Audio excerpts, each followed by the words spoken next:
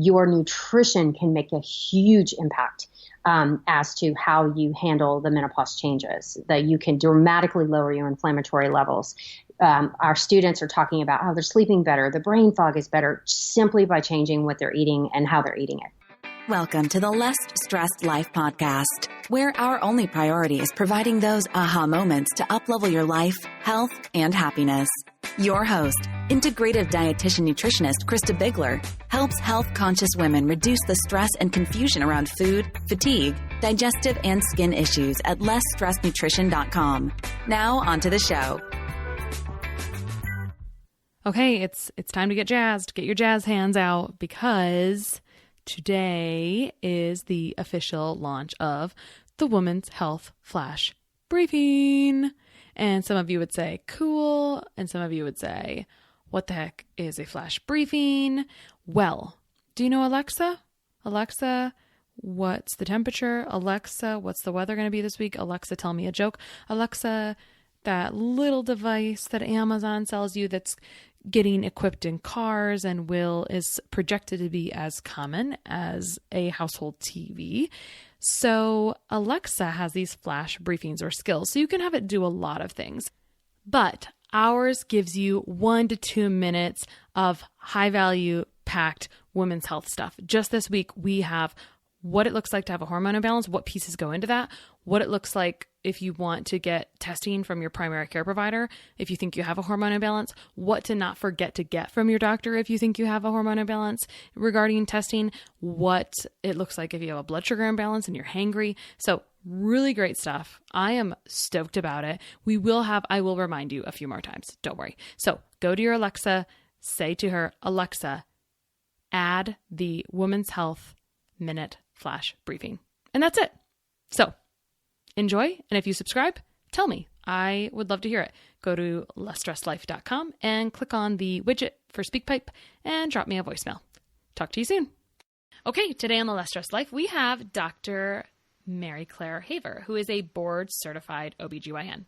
Dr. Haver has delivered thousands of babies, completed thousands of well-woman exams, counseled patients, and taught residents, and did everything that an academic professor in OBGYN could do. But as her patient population aged, she was overwhelmed with the number of complaints and concerns her patients had with weight gain while going through menopause. For years, she told her patients to eat less and exercise more. It wasn't until she, too, experienced the same changes at menopause when she realized that this advice simply doesn't work. Dr. Mary Claire Haver is the founder and creator of the Galveston Diet, the first and only nutrition program in the world created by a female OBGYN designed for women in menopause. The Galveston Diet is dedicated to helping women reach their health and wellness goals through an anti-inflammatory approach to nutrition, something we like to talk about a lot on the Less Stressed Life. Welcome to the show. Thank you.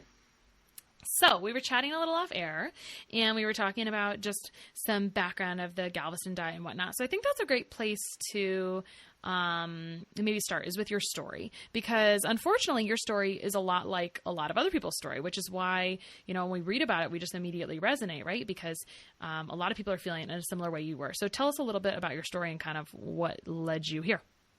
When I started practicing medicine, I went into a traditional OB-GYN busy clinic practice, and I sat across from thousands of women, and I was in my late 20s, 30s at the time, and would occasionally have the patient who was approaching menopause. I tended to age with my patients, but when I would hear them talk about, Dr. Haver, I don't understand what's happening. I'm doing the same things. I'm, really eating healthy. I'm working out. And all of a sudden, as I'm going through menopause, I've got this 15-pound tire around my midsection, and I cannot get rid of it. And I just started hearing it over and over and over and over again. And I did what I was taught. I really had very little nutrition training in medical school, none really. And I would just pat them on the knee and kind of, just say, well, you're probably not working out hard enough. And are you really tracking your calories? Are you really, really paying attention to these things? And I feel like a hypocrite, because when it happened to me, I realized I just sat there in shock, and I thought, oh my gosh, I have sat across from these women and did what I was taught, but I basically was telling them something that makes zero sense and doesn't work. And I felt terrible. And I'm like, I've got to fix this. So I started researching. And here we are. Here we are. So I, at the time, worked at a large academic institution, and we have, at the time, we had a amazing nutrition department. So I marched down there. I delivered several of those babies and taken care of many of the faculty. So I marched in. I'm like, what is happening? And they laughed and said, oh, it's kind of normal. I said, normal as in lots of people do it, or normal as in there's nothing we can do about it? And they said, oh, no, you can do stuff about it. So they pointed me to studies.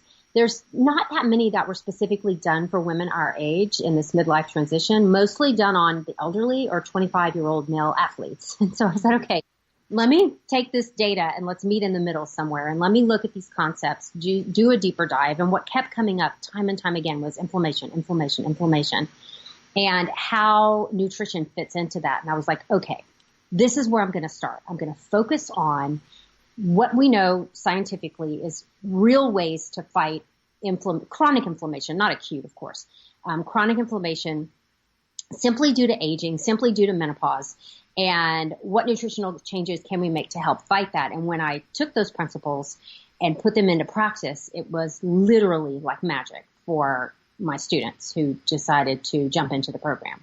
Mm-hmm. So let's go back and talk about what specifically happens in the body when we are transitioning to perimenopause, which is the phase before menopause. Kind of when this is, like, give us the lay of the land maybe first. Right. When does this happen? How long does it last? And then let's talk about what's going on in the body. Sure. So the menopause transition can affect a woman anywhere from her late 40s into her late 30s into her 40s. The average age of actual menopause, which by medical definition is the cessation of your periods for over a year, that average age is 51, which is my age right now. And but the process of the ovaries shutting down starts late 30s to early 40s. So you will start having these hormonal fluctuations and changes, for 7 years is the average before you actually get to the ending period of menopause. At the same time, we're also going through a natural aging process. This has nothing to do with menopause. Us men and women go through it together. So when we look at what's happening as far as inflammation goes, the best way I've seen it explained is something called the perfect storm. And there's 3 components to that. Number 1 is simple aging. And it's the natural breakdown of cellular function over time. We expect it. No one expects to live forever. It's just part of being a human being. However, and here's what I learned in my studies, is that process is exquisitely sensitive to what nutrition you put in your body. That's the kind of the missing piece I didn't realize. And when you look at a traditional Western diet or standard American diet, depending on how you call it, it is filled with things that cause tremendous amounts of chronic inflammation on a daily basis. So the second component of the perfect storm for women specifically is the menopause change. And lo and behold, when you look at blood tests that measure inflammation done on women pre, during, and post-menopause, those inflammatory markers start rising and go up dramatically through the end of the menopause transition. So just being menopausal causes inflammation outside of aging. The third thing is that when you're dealing with inflammation, weight gain is a side effect of inflammation. And specifically weight gain around our midsection. And when we have that centripetal obesity, that tire that forms that was not there before, those fat cells themselves become an endocrine organ and pump out more inflammatory hormones. So you've got these 3 things putting you into a negative feedback cycle, like this vortex that starts spinning.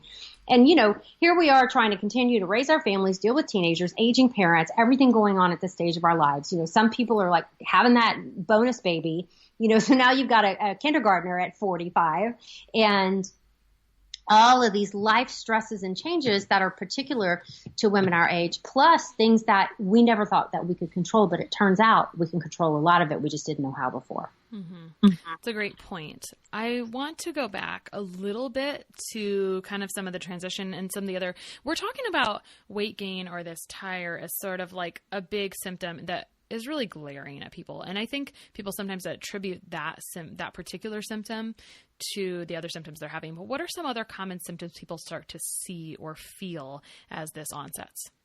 Sure. Well, for women specifically, as we start going through the changes associated with menopause, we will see hot flashes is one of the most common. About 80% of women will experience these hot flushes, and we call them night sweats. They do happen at night, but they can happen anytime during the day. But sometimes during the day, we're so busy we don't notice them much. But at night, they quite often can wake us up, and it will cause disrupted sleep. Which in and of itself, if you're not getting adequate sleep, that's leading to more, stress, inflammation, et cetera. Another thing that happens is your mental status. I mean, people aren't thinking as clear. And we think it's because of the inflammation. They're having more brain fog. They're struggling to remember, where was I going? What was I doing? And we see that a lot more in menopause. We also see some emotional changes. Women, you're not sleeping well. You're having these weird hot flushes. You're gaining weight. All of that kind of feeds into this change in emotional status. We see more depression, more anxiety, as well as, like I talked about before, the life changes that tend to go on at this age as well, leading to more psychiatric issues as well. Okay, got it. So this varies for different people, right? Like some people say, hey, my transition into menopause was actually quite smooth. And others would say, this is like hell. And so why is it a little bit different for different people? Some of it is genetic for sure. If your mom kind of sailed through it, you've got a pretty good chance that you might sail through it as well. However, here's what we've learned through our research is that your nutrition can make a huge impact as to how you handle the menopause changes, that you can dramatically lower your inflammatory levels. Our students are talking about how they're sleeping better. The brain fog is better simply by changing what they're eating and how they're eating it. Yeah, those are always fun stories to hear. So, you mentioned earlier in The Perfect Storm talking about not only the aging process of cells, which I'd like to touch a little bit more on, and then the process of menopause itself. So the ups and downs or the fluctuations that are happening in hormones that are new or different, sort of. So let's talk about what's going on and kind of where hormones are coming from the ovaries, then transitioning to the adrenal glands. Let's talk about that a little bit. Let's get familiar with those hormones maybe first. So we've got estrogen, progesterone, DHEA. What else? Let's talk about those and how you like to think about those and how they fit in. Well, there's estrogen, there's a little bit of testosterone, there's progesterone. Mm-hmm. Estrogen and progesterone are predominantly, before the menopause transition, produced in the ovary. And you have DHEA, which is produced in the adrenal gland. I haven't done a lot of research on adrenopause, when we talk about what changes happen with the adrenal glands, but I've got the ovaries on lockdown. Mm-hmm. And they don't just shut down overnight. It's like an old car, jalopy, if I'm dating myself here. I am 51, but a really old car that is on its last leg. It doesn't just kind of die. You tend to get this sputtering, and then, it'll run okay for a little while, and then you'll hit a bump and it'll, kind of spaz for a little while, but it doesn't quite die. And you'll get another burst of, energy out of the car. And the ovaries are the same, where the overall trend is down as far as the amount of hormones that we're producing, but it doesn't happen overnight. Hence we get this 7 to 8 year, transition phase. Mm-hmm. So, you know what I think about when we're talking about the normal stresses you were talking about? I loved the bonus baby and kind of how we're sort of just trying to carry on, but other things are going on in our body that sometimes we're not always paying attention to. But if I think about the importance of DHEA and how that's coming from adrenal, and when we're seeing the shift of how hormones are produced from the ovaries are kind of saying, I'm done having babies now, and now we're going to move into a different phase of life. And then the adrenals come in and take a little bit more of the work. I think that we're not always giving as much credit to okay, so if we've already got an overscheduled life, let's call it that, because that's easier to say than stress. So if we've already got a really overscheduled life, and then we're entering this phase where, by the way, our body actually needs to utilize our organs that are so much, that are well known for their stress resilience or stress response, then I think, we're not really serving ourselves, I guess. So how often do you see stress as a big piece of how significant symptoms are? And then the challenge is that it then fuels. What gets me is that people become so stressed out by their weight gain as they move into menopause, that it's like a double-edged sword. Exactly. Like I talked about the vortex, you're just feeding back into it, and our adrenals are stressed, are overworked besides being overscheduled. Our adrenals are overworked because they are picking up the slack, and cortisol is the end product of, that's our stress hormone. But, again, cortisol, too much of it can lead to elevated blood sugars. I mean, all of it feeds into each other. Nothing is separate. So when you try to tease out how much of it is stress, how much, I think you just get into this crazy traffic circle where things are flying around so fast. But the good news is that it looks like that traffic circle can slow down quite a bit just with nutritional changes. Mm-hmm. Yeah. And actually, I want to talk about the nutritional changes, but before we leave hormones, I think it's easy to say, like, what about the role of hormone replacement therapy? So my body doesn't want to make these things anymore, so I'm just going to go take them. Talk to us about that, because that's a pretty common thing people are doing. They have, and maybe we should just mention too, synthetic versus bioidentical hormones. It's interesting because in my residency training, we weren't taught a lot of non-pharmacologic options. As much as, here, take this pill. We're going to give you back what your body's missing. I said that phrase 1,000 times in my practice because that's what I was taught. HRT definitely has a role for bone density. It has a role for hot flashes, and some of the vasomotor, the vascular motor symptoms associated with menopause. But when we specifically look at inflammation levels, the HRT replacement, you don't see that decrease. And so that's what I just found fascinating. And the only thing that seemed to help was nutritional changes with lowering the inflammatory levels. Okay. So let's talk about nutrition. What specifically changes do you mean? Like, what does an anti-inflammatory approach to nutrition look like at this stage as opposed to other stages of life, for example?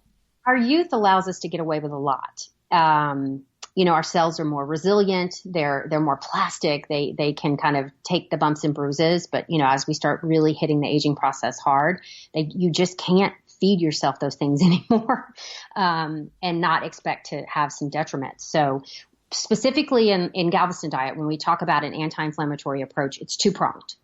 It's eliminating the things that we know cause general inflammation for everyone. And it's pretty common sense things now. It is things that are, simple sugars, things that are processed, meaning that for example, all cereals and grains are not necessarily bad, but when you strip the wheat germ and the bran off, you're taking away the fiber and the nutrients and the minerals, and you're just leaving sugar behind.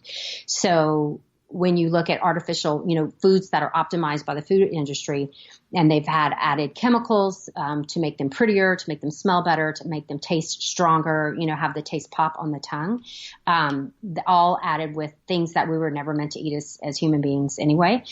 Those cause tremendous levels of inflammation. So that's the first prong. Let's get rid of the things that we know we shouldn't be eating, okay, because they cause inflammation. And there's multiple studies documenting all this. Then let's start adding in things that are rich in anti-inflammatory components and antioxidants. So again, kind of a no-brainer, but people need to be told. Fruits, vegetables, eating the rainbow, eating things that are high in fiber, eating things that are high in polyunsaturated fatty acids, specifically omega-3. On the flip side, omega-6 in abundance, which is what most Americans have way too high omega-6 in their diet, is highly inflammatory as well. So in Galveston Diet, we really break down those components, talk about it, and then give people kind of a framework of, here are good things to eat, and here are things, I hate to say you have to avoid everything except poison. But here are things you can eat a lot of, as much as you want of, and just fill your body with this. And here are things you can have very, very occasionally. Mm-hmm. I like that semi-balanced approach to it. Because I think part of the undiscussed side effect of all of this is that people end up with a really poor food relationship, right? They're kind of like yo-yo dieting essentially, because they're so frustrated that what they were doing isn't working anymore. And why the heck isn't it working? So now I'm going to try all these things. And before you know it, you've gone into this spiral or vortex, as you call it. And it's it's not healthy in all the ways, right? And it's just not healthy for our brain either.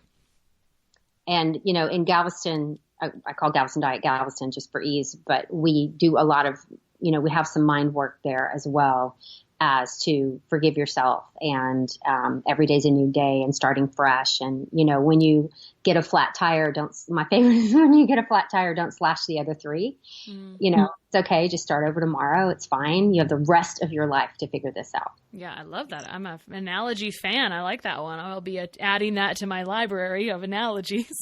So you mentioned that menopause really is this perfect storm of aging, you know, the menopausal hormone swings, and then fat cells that form around the midsection become the endocrine organ. About aging cells, are we talking about mitochondrial function in the cells? And sometimes so I want to talk about that, and then concerns about like ensuring we're getting enough nutrients into the cells. So the mitochondria serve as a great marker for aging. We inherit them all from our mother, and it's a very specific organelle, you know, in the cells that we have. And it is what scientists use to kind of track the aging process. It's a very long biochemical, you know, process to understand, but they're easy to measure, and they seem to be a hallmark of aging, the function of the mitochondria. Mm-hmm. You know, it seems like you had said earlier you got into research, and the research was not as robust as you wanted it to be, especially for the age group you were working with. Sounds like your future role is to mentor someone to do research on menopausal women for the approaches that you're using. Is that something you've thought about? That is definitely something I have thought long and hard about. It's on the radar probably in the next 5 years, is to get back into academics. I've taken a break from clinical practice. I am 51 years old, and getting up at 3 a.m. on a nightly basis to deliver babies is beautiful, but it is hard. And I have 2 teenage daughters who need me and a husband who works overseas. So part of my success with the Galveston Diet allowed me to back off, you know, financially back off from clinical practice and just focus on this for a while. But once I get both girls in college, I'll have a little more free time to get back into academics and get some real studies going. Yeah, I've always had a lot of empathy for OBs because it's like a gift, but they really do have the worst call schedule ever, depending on how they serve their clients, having babies at all different times. I mean, if you want to be catching your own babies. Yeah. I did that forever, and then till I just couldn't. I still practice. I work 4 shifts a month as a hospitalist. So I go in for 24 hours, do everything that needs to be done, and then I go home. Yeah, it's a good experience to kind of jump back into what's really bothering or what's really kind of happening. Mm-hmm. So you've given us a really, I think you've given us a really practical approach to dealing with something that is so common, but doesn't have to be the norm. What if there's a woman listening to this today that says, man, thank you for boiling that down for me. Thank you for helping me think I'm not crazy, and for dispelling that I don't have to count all these calories and exercise more and eat less. What do you want to say to that woman if she could start one thing today to move her in the right direction? I would tell her to look at intermittent fasting. It's free. It's easy. It is daunting to think about, but it actually, of all the components, we have 3 components of Galveston Diet. It is the one that seems the most daunting, but it is the one that people take to the easiest, enjoy the most, and feel like they've conquered something. And you really start seeing the scales start moving when you start intermittent fasting. Cool. So, Dr. Haver, where can people find you online? So we have our website, which is galvestondiet.com. We have a free meal plan that you can download, full of good stuff. I have a blog there, lots of great information. It will also take you, if you want to learn more about the Galveston Diet Signature Program, which is an all online course. It's $49 one-time fee. There's no subscription with the online course. It's a self-study program. I go through all the components of the plan. There's 5 weeks of meal plans, and there's a 30-day money-back guarantee. Cool. Well, Dr. Haver, thanks for coming on today and sharing your story, which is the story of so many others out there that needed to hear it. All right. I loved it. Thank you so much. One of the best gifts you could give us at the Less Stress Life is your feedback. We are paid in podcast reviews. If you enjoyed this or any other episode, please leave us a review. In the iTunes store or from your podcast app, just search for Less Stress Life as if you're not already subscribed. Click on the banana face image, scroll to the bottom where it shows the text of other reviews, and write a review. While you're there, hey, make sure you hit subscribe. For Android or Stitcher Stitcher users, you gotta go to the desktop site and search for Less Stress Life, and then scroll down to leave a review. Stitcher doesn't load Apple reviews on their site, so if you want, you can leave a review in both places. Your feedback means a lot to the success of the show. Thanks so much for taking the time to do that. You rock.